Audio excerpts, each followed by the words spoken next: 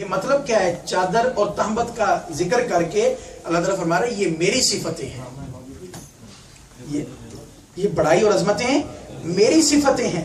فمن نازعنی واحدا منہما القیتہ فی جہنم ولا ابالی. فرمایا جس کسی نے اس میں شریک ہونے کی کوشش کی تو فرمایا میں اس کو دوزخ میں ڈال دوں گا اور مجھے اس کی کوئی پرواہ بھی نہ دے. تو اس لیے فرمایا وَلِتُكَبِّرُوا اللَّهَ عَلَى مَا هَدَاكُمْ. اللہ کی طرف سے اس ہدایت کے ملنے پر تم اللہ کی بڑائیوں کو بیان کرو اور عظمتوں کو بیان کرو. اور پھر اگر ایک تو پتہ ہی چل گیا کہ آج کا دن رب کی بڑائیوں کو بیان کرنے کا دن ہے، آج کا دن رب کی عظمتوں کو بیان کرنے کا دن ہے، اس کی شانوں کو بیان کرنے کا دن ہے. اور پھر اس کے بعد دوسرا کام جو دوسرا عمل آج کے دن کا ہے خاص، وہ فرمایا وَلَعَلَّكُمْ تَشْكُرُونَ.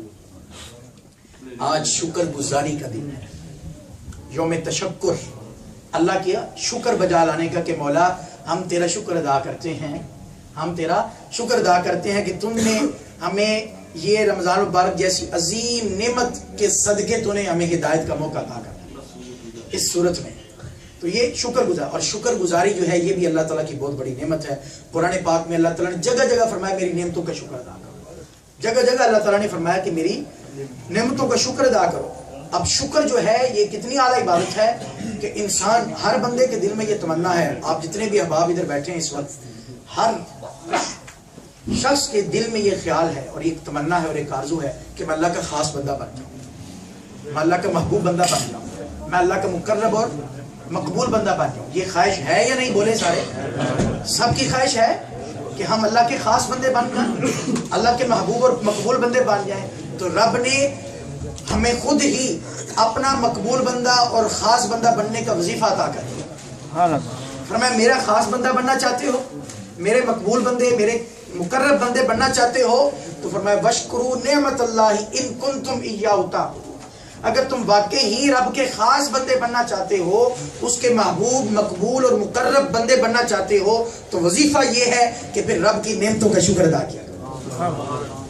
پھر شکر کو اپنا وظیفہ بنا لو، رب کی نعمتوں کا شکر کا وظیفہ بنا لو. اور پھر فرمایا وَلَئِن شَكَرْتُمْ لَأَزِيدَنَّكُمْ. اگر تم میری نعمتوں کا شکر ادا کرو گے تو پھر میں ان نعمتوں میں اور اضافہ کر دوں گا، ان نعمتوں میں اور برکتیں پیدا کر دوں گا، ان نعمتوں میں. اگر ہم رمضان مبارک سے، اب شکر کی کئی صورتیں ہیں. ایک تو ہم زبانی طور پر اس بات کا اقرار کرتے ہیں مولا تو نے یہ کرم کیا، اس میں میرا کوئی کمال نہیں ہے، مولا تو نے فضل فرمایا، تو نے کرم کیا کہ یہ میں نیکیاں سر انجام دیتا رہا، تیرے فضل سے اور تیرے کرم سے اور تیری توفیق سے کرتا رہا، مولا اس میں میرا کوئی کمال نہیں، مولا میں اس میں تیرا شکر ادا کرتا ہوں کہ تو نے توفیق عطا فرمائی، تو نے مجھ پر فضل فرمایا. ایک تو یہ زبانی طور پر آپ شکریہ کے کلمات اس انداز میں اپنی عاجزی کا اظہار کرتے ہوئے اللہ کی پاک بارگاہ میں آپ یہ کلمات بول رہے ہیں. ایک تو یہ شکر کی صورت ہو گئی، اور دوسری شکر کی صورت یہ ہے کہ آپ اس نعمت کی قدر کریں، اس نعمت کی جو نعمت رب کائنات میں عطا فرمائی ہے، اس نعمت کی قدر کریں، اس کا احترام کریں، اس کے ساتھ سچی وفا کریں. یہ بھی اس نعمت کا شکر ہوگا. اب رمضان المبارک اللہ نے تو نعمت عطا کر دی، اللہ نے تو ہمیں ہدایت کا موقع عطا کیا، ہمیں مکمل طور پر بدلا، چینج کیا، ہمارے دلوں کی سختی کو دور کر کے ان کو نرمیوں میں بدل دیا، اور ہمیں صبر کا پیکر بنایا، ہمارے اندر احساس بندگی پیدا کیا.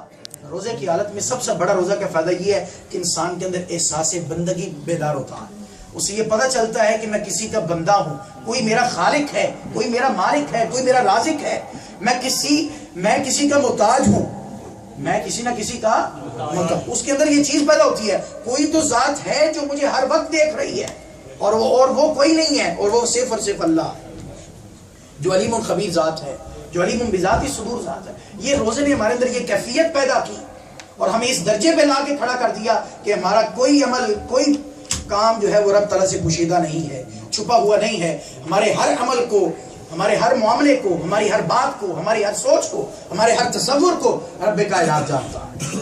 یہ روزے نے ہمارے اندر سوچ پختہ کی. اسی لیے ہم اکیلے تن تنہا ہو کر بھی، بند کمرے میں بیٹھ کر بھی کچھ کھاتے پیتے نہیں ہیں، اگرچہ دنیا کی کوئی آنکھ ہمیں نہیں دیکھ رہی ہوتی، لیکن ہم یہ سوچ، یہ فکر پختہ ہو چکی ہوتی ہے کہ کوئی اور دیکھ رہا ہے یا نہیں دیکھ رہا، میرا رب تو مجھے دیکھ رہا ہے، میرا رب تو مجھے. یہ کیفیت ہے، یہ اس درجے میں کون لے کر آیا؟ یہ روزے کی عبادت ہمیں اس درجے میں لے کر آئی.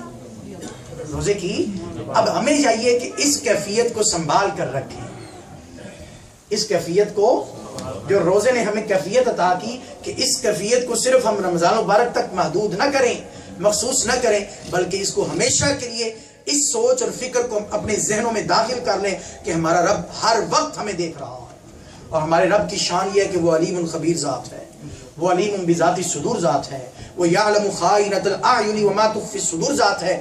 وہ آنکھ ایک کوئی بھی منظر دیکھتی ہے، منظر دیکھنے کے بعد آنکھ کے پسے پردہ جو خیال اور جو تصور جنم لیتا ہے، رب تعالیٰ فرماتا ہے میں اس خیال اور تصور کو بھی جانتا ہوں۔ نعرہ تکبیر، اللہ اکبر، نعرہ رسالت، یا رسول اللہ۔ اور میں وَلَقَدْ خَلَقْنَا الْإِنسَانَ وَنَعْلَمُ مَا تُوَسْوِسُ بِهِ نَفْسُهُ وَنَحْنُ أَقْرَبُ إِلَيْهِ مِنْ حَبْلِ الْوَرِيدِ۔ فرمایا انسان تجھے پیدا تو میں نے کیا ہے، اے انسان تجھے پیدا تو مجھ سے زیادہ بڑھ کر تجھے کون جان سکتا ہے؟ میرا تیرا اتنا گہرا تعلق ہے، اتنا گہرا تعلق ہے، میں تیرا خالق ہوں، تیرا مالک ہوں۔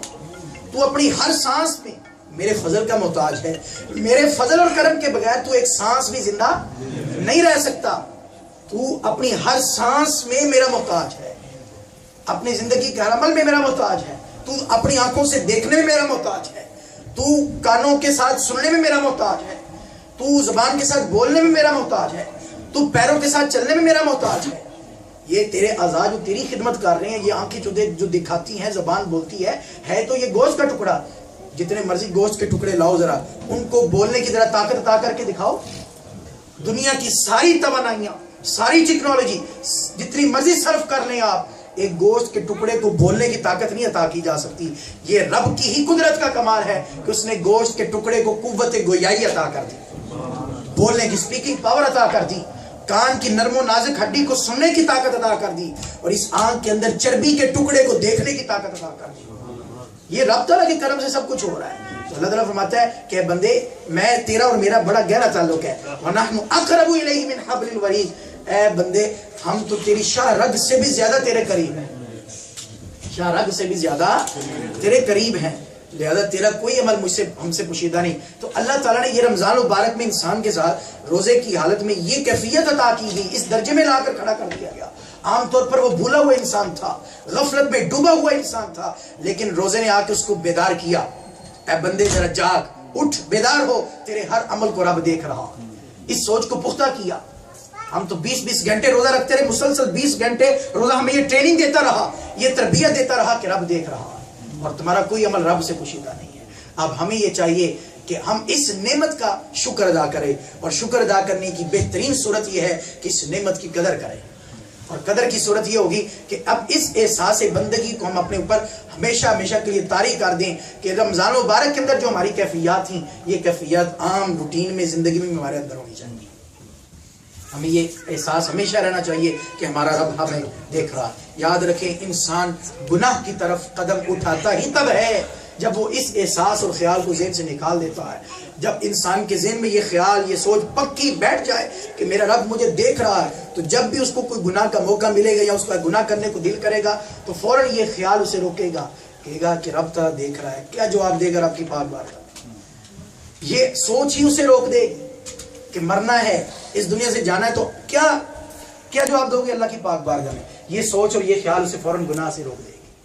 تو دوسری بات جو میں نے عرض کی کہ آج کے دن کی جو دوسری خاص چیز ہے وہ شکر گزاری۔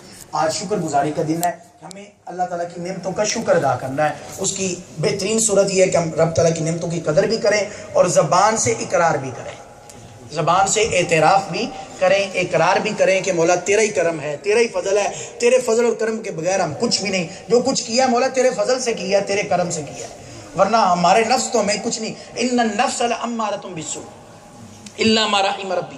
اللہ تعالیٰ نے اس حقیقت کو واضح کر دیا قرآن میں کہ نفس برائی کی طرف لگاتا ہے، نفس گناہ کی طرف لگاتا ہے، سوء کی طرف لگاتا ہے، سوء، ان النفس لامارۃ بالسوء۔ لیکن ہر بندے کا نفس، کیا ہر بندے کا نفس اس کو برائی کی طرف لگاتا ہے؟ قرآن نے نہیں، کچھ تخصیص کی، الگ کر دیا کچھ، فرمایا نہیں الا ما رحم ربی، فرمایا جن پر رب کا کرم ہو جاتا ہے، جن پر رب کی رحمت ہو جاتی ہے، جن پر رب کا فضل ہو جاتا ہے، فرمایا ان کا نفس امارۃ بالسوء نہیں ہوتا، امارۃ